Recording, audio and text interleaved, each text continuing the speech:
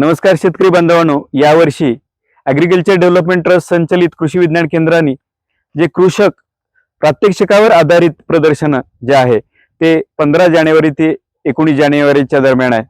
आणि यासाठी या ठिकाणी ज्या नवीन गोष्टी आपल्याला पाहायला मिळणार आहेत त्यातली पहिली गोष्ट आहे कांदा।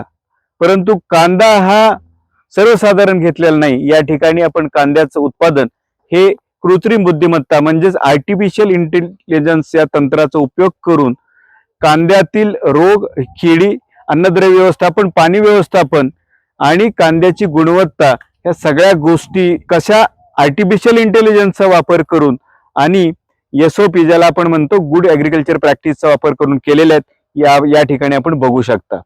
या ठिकाणी आपण automatic weather station, soil moisture म्हणजे ओलावा संवेदक या सर्व तंत्रज्ञानाचा वापर आणि सॅटेलाइट मॅपिंगचा वापर केलेला आहे। आपण या ठिकाणी जरूर भेट द्या आणि कांदा उत्पादन, गुणवत्ता, पाणी नियोजन, खत व्यवस्थापन ह्या सर्व गोष्टी या तंत्रज्ञानावर कशा केलेल्या आहेत यासाठी जरूर भेट द्या।